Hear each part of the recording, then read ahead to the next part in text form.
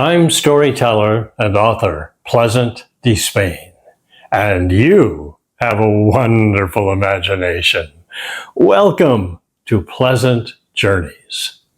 Today's story is called The Laughing Brothers, and it's a Chinese tale found in my book, Vagabond Tales in Search of Light and Life. And long, long ago in China, three young men, they were monks who decided to travel together, to live together, and they had the same passion.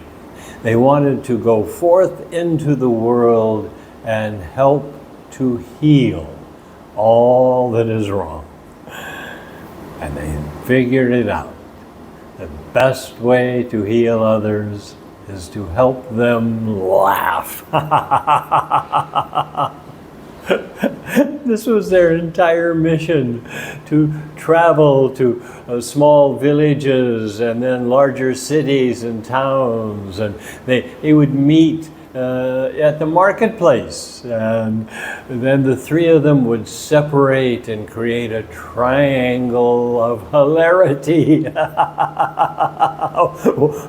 They would stand opposite each other, and the thinnest one of all would shout out to his friends, "Who's going to get fat today?" And they would yell, "You are!" And that would cause them to begin laughing. And before long, the people shopping and milling about and would wonder, who are these strangers and why are they laughing and what is going on? But as we all know, laughter is infectious. Before long, there would be a chuckle, there'd be a snort, and then someone would burst out laughing, and that would lead to another and another. And then, one by one, everyone would join in, not even understanding the reason why. And in the midst of all of this joy, there would come that one moment where transformation was possible. And so, this was their job. This was how they lived their lives. And they traveled throughout China, year after year, decade after decade. And they became well known as the Laughing Brothers. And as they grew older, they continued their work. Oh, traveling a bit slower, of course, but they'd get there to the village, to the town, to the city, and they would establish themselves in the marketplace and get everyone to start laughing. And people looked forward to this, and when they arrived, everyone was happier. There were more smiles abounding.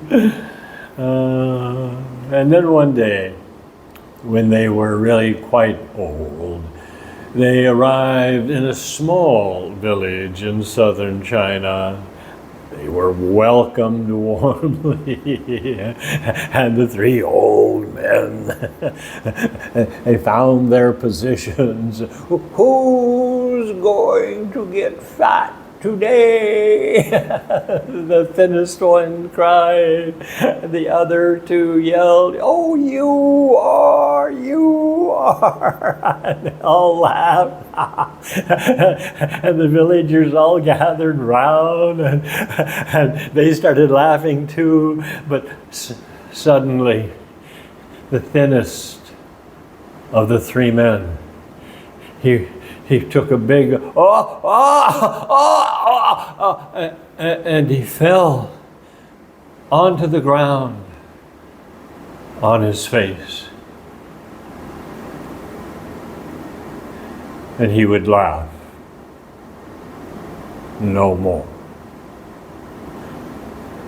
His two elderly brothers approached the body.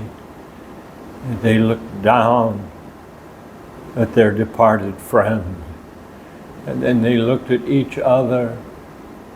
One smiled, and the other one smiled even more, and then they both started laughing. Oh, it was hilarious. They started dancing around the body, and they were laughing, and they started running through the small town, and the people were outraged.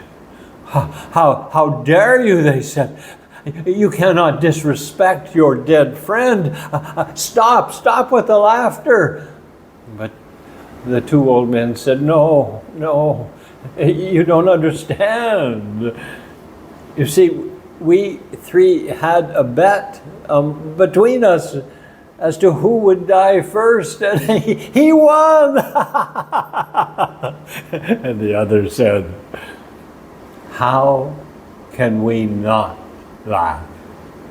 He spent his entire life not only laughing, but helping others to laugh. It would be disrespect to not laugh now, because the laughter, it cannot die. The laughter must never die. The people began to understand, and they said, we will take care of the body, and we'll build the pyre high, and the cremation will happen tonight. His two friends said, we must leave his body alone. He made us promise that. But yes, build the pyre, we'll place him atop. And so instead of the ritual of bathing the body and clothing it properly, they did leave him alone. And then that night, with the moon full and the pyre high, they gently placed the body on top. Everyone gathered around in a big circle, and the lead elder of the village had the honor of lighting the pyre with his torch from down below, and the flames started and began to lick upward, and the small branches then burned right on up into the larger ones, and then finally to the logs up at top, and when the flames began to lick at the body, all of a sudden there was a loud boom, and then pop, pop, pop, pop, pop, and then there were flashes of color in the sky. There were rockets going off. There was red and blue and yellow and green. And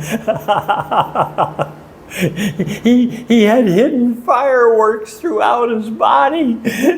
He wanted the last laugh of all, and the people, after being astounded and amazed at this sight, they began to laugh too. And everyone was laughing and rejoicing. And finally, there were tears. And those tears turned into pure tears of joy. Well, there ends my story, because the laughter, as we know, must never die. I first heard the basis of this story, must have been 35 years ago. I was in California, in San Diego, and I was driving along, and there was a young man who was hitchhiking, and I picked him up, and he told me that he was part of the community with Sri Rajneesh, the guru. and that Rajneesh had told that story that day, and he liked it so much as we were driving along. He had so much fun sharing it with me, and we both appreciated so much how it ended. And years later, I did find a version of the story, and then I've been telling it for years ever since. Well, I hope you enjoyed it.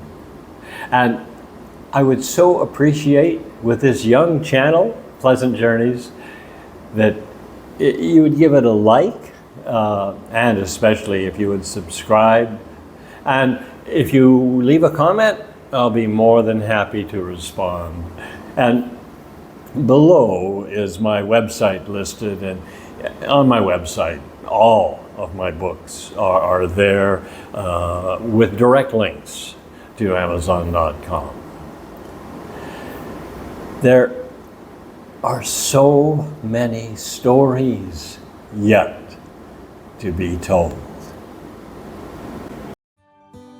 Another story to tell next week.